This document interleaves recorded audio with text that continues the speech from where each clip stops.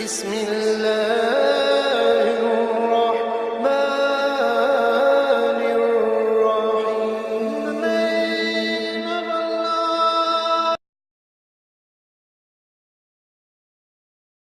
Okay, Latifa, Abu Chakra, Ealing.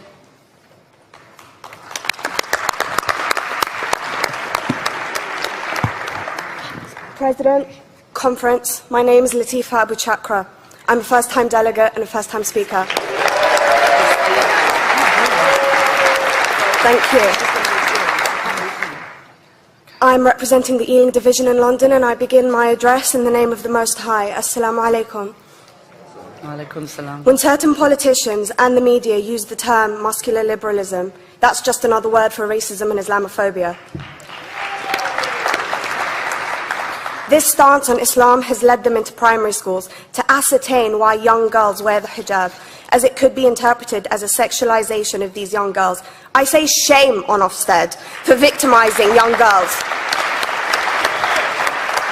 for choosing to wear religious articles of clothing. There is no such measure made for other religions or other articles of religious wear. This stance has other ramifications. It signals to the British public and emboldens groups such as EDL, BNP and other fascist and racist groups that women are oppressed by Islam, are made insubordinate to the men that supposedly forced them to wear it, and that it is the job of the British state to liberate us. We reject this imperialistic saviour thinking.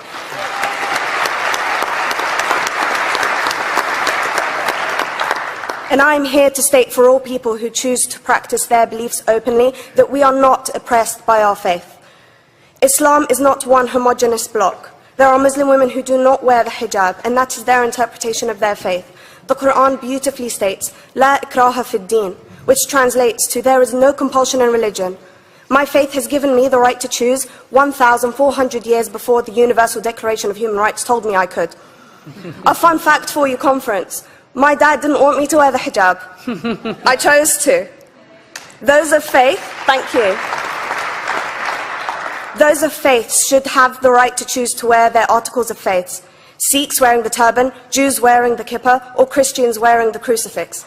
Practicing my right to freedom of expression through the hijab empowers me and other women like me to know that we are able to make decisions for ourselves. Through the hijab, women like me feel empowered to overcome the social expectations of sexualization that is relevant and has currently resulted in many cases of anxiety and worse. I can speak for myself and others like me. At school, I was able to focus more on the thoughts that were running through my mind than how good I looked to the world. The NUT has supported a woman's right to choose when it comes to pregnancy. I want conference to support my right to wear the hijab.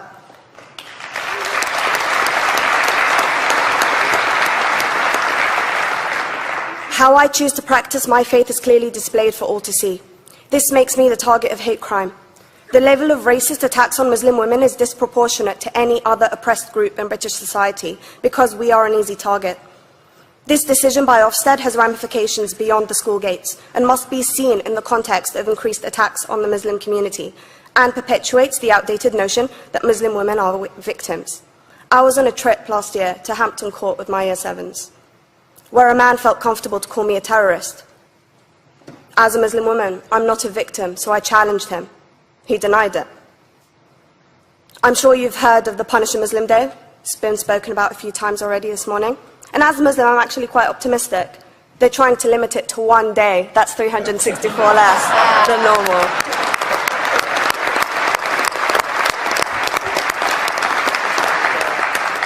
But let's be clear, conference.